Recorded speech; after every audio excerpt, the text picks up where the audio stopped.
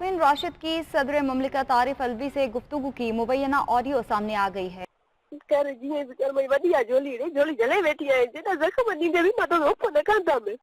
ज़ख़्म तूं ॾे थी, मां छा ज़ख़्म ॾियां थो? ज़ख़्म त तूं शुरूआत कई न, मां न खयमि अहिड़ा कदम। सही आहे, कीअं बि चओ, सही आहे, मुंहिंजे अखियुनि ते आहे तूं। जॾहिं तुंहिंजी भेण फोन कई जो ॿिया यार कंदमि, कुझु कंदमि, पाण खे कुझु बि न करे सघंदमि मां। सौ यार कंदमि, समझ आॾो हेठि सुम्हींदमि न, तॾहिं तोखे न विसारींदमि, मथां करे तोखे मां विसारे सघां थी पई। पोइ मुंहिंजी इज़त छा रहे समझ हेठि सुठी त तुंहिंजा पिरकार मां कीअं कराइनि था न, छा कयां?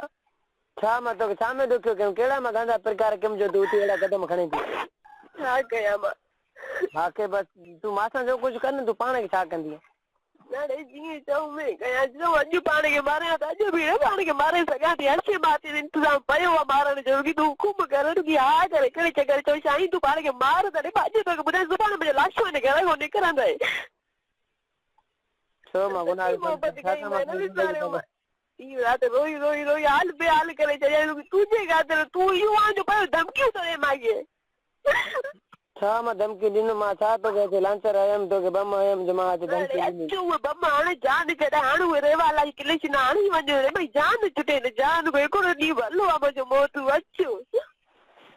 रोज़ तुंहिंजे नाले को वठी उथां, रोज़ तुंहिंजो नालो वठी सुम्हां, रोज़ानो तुंहिंजे वात में रुकी तुंहिंजो नालो नूरजान जान मां कयो अथई बदनाम तुंहिंजे करे। अॼु ताईं मुंहिंजी माउ मां नफ़रत थी कये, अॼु ताईं मुंहिंजो मामो मां नफ़रत थो करे, भाउ मां नफ़रत थो करे, तुंहिंजे ख़ातिर तुंहिंजे सिहत जे करे तव्हां सही वई आहियां, तव्हांजी चुप आहियां, पर तूं एतिरो मुंहिंजो मथो ॼाणे ॿियनि खे पढ़ाइण खे मुंहिंजो नंबर थो ॾिए, ब्लैकमेल लॻी करण खां।